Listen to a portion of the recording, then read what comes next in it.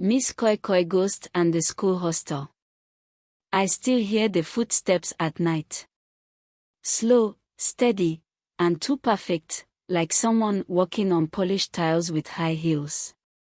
Koi, koi, koi. Back then, I thought it was just a story. Every school had its ghost tale, and Miss Koi Koi was ours. They said she was a teacher who loved red heels. She was beautiful but wicked. One day, she was beaten to death by angry students after she slapped a girl so hard she bled from the ear. Before she died, she swore to haunt every school hostel forever. It sounded silly until my own night came. I was in SS1 when it happened. Our hostel was an old, two-story building with long hallways that always smelled of sweat, soap, and something rotten we could never find. The seniors loved scaring us with Miss Koi Koi stories, but I never took them seriously. One night, after prep, the matron warned us. Lock your doors. No noise. If you hear footsteps, don't open your eyes. And whatever you do, don't answer if she calls your name. We all laughed when she left. Just hostel stories, I told my bunkmate, Tolu. But deep down, I felt uneasy. That night, the air was hot and still. The generator was off, and the only sound was the occasional snore. I was about to doze off when I heard it. Koi, koi, koi. The footsteps were in the hallway. Slow. Steady. Moving closer. I froze.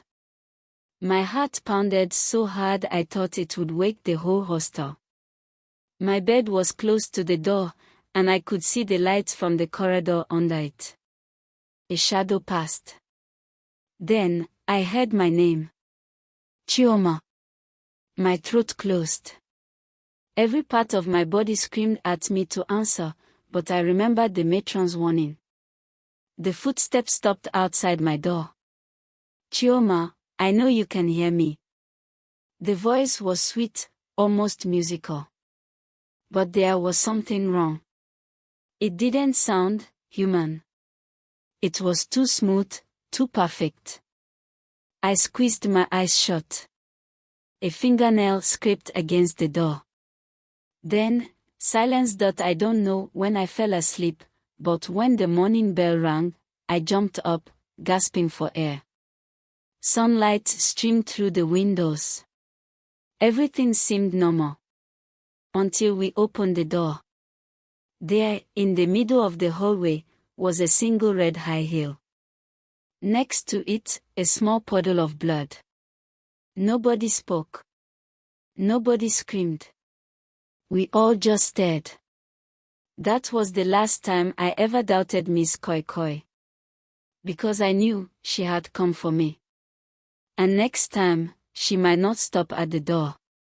Even now, when I hear heels clicking on tiles, I hold my breath. Because what if it's her? After that night, everything changed. Some girls transferred to other hostels, but I had no choice. My parents couldn't afford the extra fees, so I had to stay. But I was never the same. Every night, I waited, listening for the sound. And every night, it came. Koi, koi, koi. It didn't always stop at my door. Sometimes, she passed. Other times, she scratched the walls. And once, I heard someone sobbing softly, except everyone in the hostel was asleep. The worst part. Nobody talked about it. We all knew, but we pretended not to. Because if you acknowledged her, it meant you believed. And if you believed, you were next. It happened 3 weeks later, on a Friday. The air was thick, the kind that warned of rain. That night, our matron didn't come to check on us. She had fallen sick. The storm started after lights out. Wind howled through the broken windows, shaking the hostel like a beast trying to get in.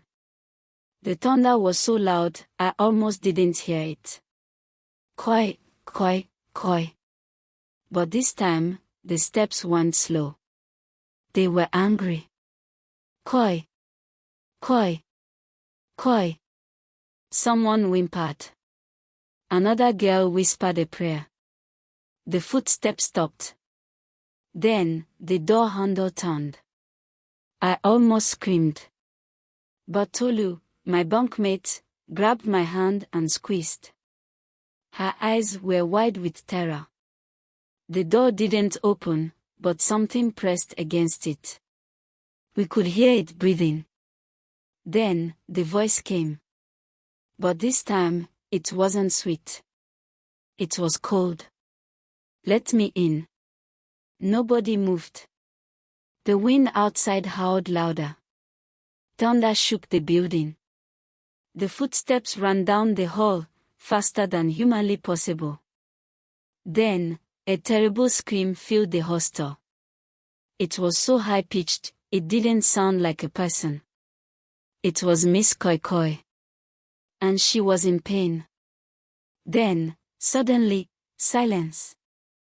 The next morning, we heard what happened. The school had finally called a pastor. He came at midnight, right when Miss Koi Koi appeared. He said she was trapped, stuck between life and death, because of how she died. The students who killed her never asked for forgiveness, and so she couldn't rest.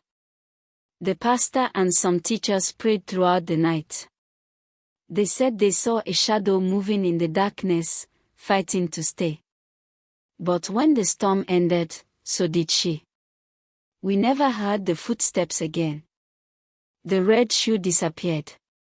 The hostel felt lighter. But I never forget. Even now, when I hear heels clicking on tiles, I hold my breath. Just in case. Because what if she finds her way back?